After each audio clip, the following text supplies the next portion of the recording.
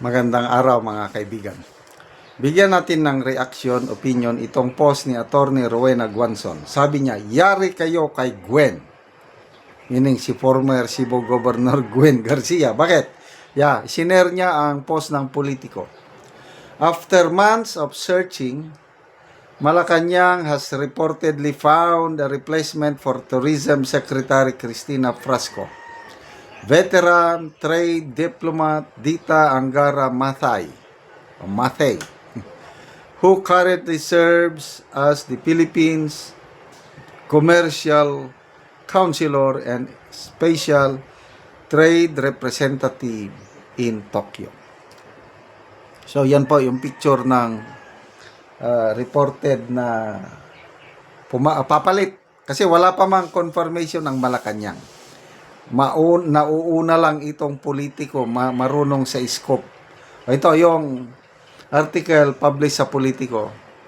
Farewell Cristina Frasco, Trade Diplomat Dita Angara Mathay hired as new Tourism Secretary.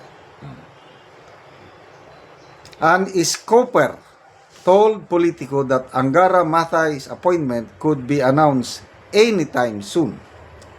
Mathay currently heads the Philippine Trade and Investment Center in Tokyo, where she promotes Philippine exports and investment ties with Japan. She is regarded as a seasoned economic diplomat with strong connections in both business and government circles. She also carries significant political pedigree as part of the Angara and Mathay families. Her husband, Roby Mathay, previously served as president of the Aurora Pacific Economic Zone and Freeport Authority. Frasco has long been rumored to be on the chopping block following a string of controversies that have marked her tenure. One of the most damaging episodes came in 2023 when the Department of Tourism launched the Love the Philippines campaign to replace the long-running It's More Fun in the Philippines slogan. The rollout quickly turned into national embarrassment after the promotional video was found to contain stock footage from foreign destinations, forcing the agency to pull the material and terminate its contract with the advertising firm behind the campaign. The controversy lingered as Frasco continued to draw criticism over what detractors describe as excessive self-promotion. Her appearance on the cover of a tourism magazine sparked debate over whether the department was promoting the country or its secretary. Regional tourism offices were later ordered to remove tarpaulins bearing her image after complaints that government events were turning into personality-driven promotions. Tourism performance has also come under scrutiny, with Philippines visitor arrivals continuing to lag behind several regional peers in the post-pandemic recovery, raising question among industry observers about the effectiveness of the DOT strategy.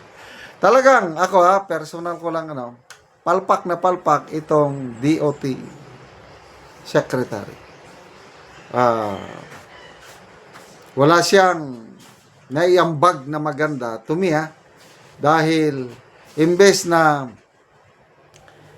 after pandemic dapat sana mabawi natin yung tourism arrivals natin, wala, naging stagnant. Tinatalo pa tayo ng Cambodia. Mas marami pa ang foreign tourist arrival sa Cambodia kaysa sa atin. Ang daming magagandang lugar dito sa Pilipinas. May na talaga. Mas kaysa yung magpunta ka sa mga local tourist spots, mahal. Kumpara mo magpunta ka sa ibang bansa, mas mura. Kaya kami, pamilya ko noong December, Hong Kong kami. Itong December na naman this year, na nakaplano na, hindi ko muna sasabihin. Foreign na naman. Kasi nga, naranasan namin mura. Sa Hong Kong kaya, ang mura, napaka ganda ang Hong Kong, sarap ng pagkain, maraming views. So, bakit ako pasyal dito na amal? Gusto naming magpunta ng Siargao, matagal na naming plano. Kailan ang mahal ng pasahe. Ano ba yan? Ang dami nang nagrereklamo sa mahal na gastusin pag mamasyal ka dito sa ating mga tourist spots. Yan po ang palatandaan na mahina itong ating tourism secretary. At salamat naman. Baka mas matino nga ito at makabawi pa tayo. Kasi kailangan natin ng kumita ng malaki. Lalo na ngayon. Nagkakaroon ng economic slump or paglugmok sa ekonomiya. Kung may magaling tayong tourism secretary na hindi siya politiko whatsoever. Kailang, naman Anggara, Matay, mga politiko rin. I don't know kung mayroong napapabalita noon na parang CEO ng PAL. Dapat sana yung walang, sa politiko. Ito, Anggara, Matay, parang alanganin pa rin ako. Basa tayo sa mga comments. Ha ha ha. Wala na kasi si Lalay sa Cebu, kaya kakanta na yan. Sabi ni Cherry. Lalay. Si Lalay ba? Yun, di ba yun ang gobernador dati? Josephine Mateo, sa wakas, natanggal din. Cebu, not a Garcia country anymore, sabi ni Romel Aguilar. Yes, DDS country na po ang Cebu. Yung pagkapanalo ni Governor Pam, yun na po ang indikasyon. Kaya, maganda sa 2028, nandyan si Governor Pam. Kung ang Unitin, BBM, nakakuha sila ng malaking boto sa Cebu dahil sa support ng mga Garcia, I hope, with Governor Pam na nandun, diyan kukuha ng malaking boto si BP Sara. Kaya, balwarte talaga ni BP Sara, the whole of Mindanao, and of course, sa major, maraming parte ng Visayas, lalo na sa Cebu. Salamat mga kaibigan sa inyong pagsubaybay sa ating channel. Nakakatulong kayo ng malaki sa tribong Talanding ng Bukidnon dahil ang income natin sa channel na ito is pantulong sa tribo. Namimigay tayo ng libreng yero at pako para makapagpatayo sila ng mas maayos na tirahan. Panoorin nyo ang video na ito.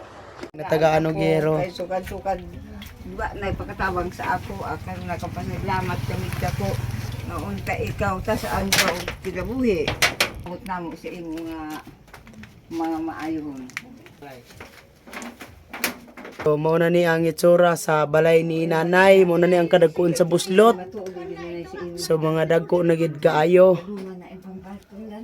Makita gid nato nga mga dagko na gid ang buslot. Naman intugo na mga diya. Din pa ko So mga karaan na gid kaayo nga yero. So mga dagko na gid og buslot. So karon na nay pila na ni katuig gani ang imong balay? 35 na. Sobra kapin.